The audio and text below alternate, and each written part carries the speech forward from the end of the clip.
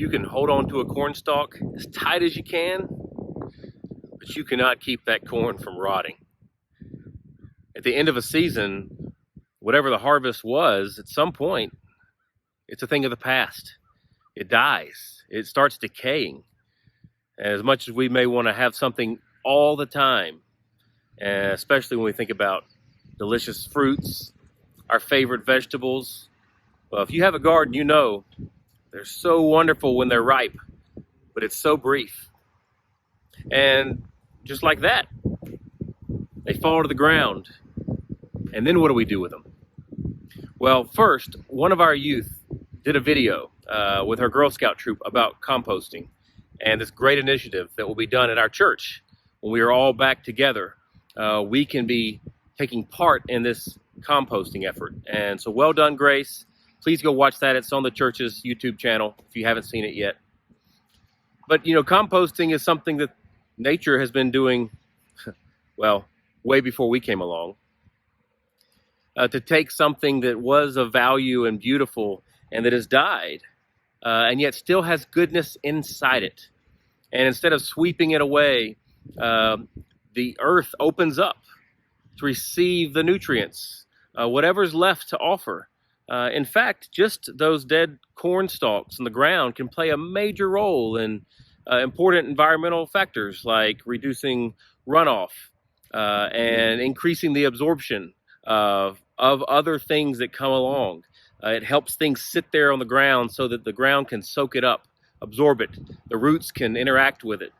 And the more diverse all the stuff on the ground, the more that stuff is there to decay, the more fertile the soil can be. Yes, I did spend too much time in college thinking about soils because I was a soil major, and I most of that's all gone. But in this regard, it's really important because in this season, when not much is growing visibly on our farms, in our gardens, the bare garden has a very important thing to be done, and good work is being done below the surface. And that's important for us to recognize that the role that diversity plays. So there's multiple things growing. In fact, if you have a field that's just growing corn all the time and you try to just keep putting fertilizer out, that soil will be worthless in a few seasons. To keep that soil replenished, you got to give it some variety. Plant some different things in the off season. And so diversity plays a real important role. But also time plays a role. Time to process things of the past. And I think we have a lot of, let's say, dreams that have died the past year. A lot of things we've had to give up that did not last like we wanted them to. Many things we didn't even get to do.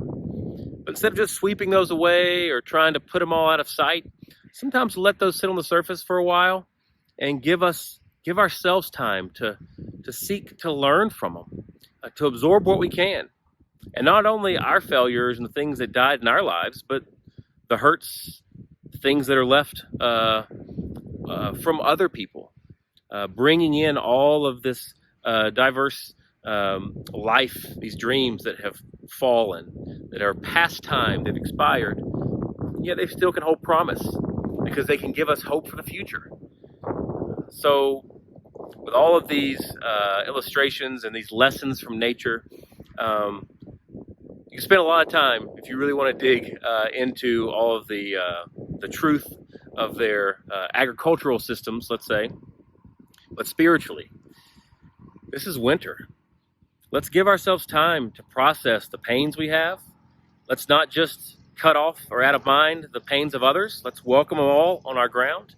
And let's see and pray that God can help us to find the goodness from what we've learned, from the failures, so that we can do something beautiful, so that new life can come and emerge. And let's also remember about diversity. The plan was always in nature for these ecosystems to be diverse.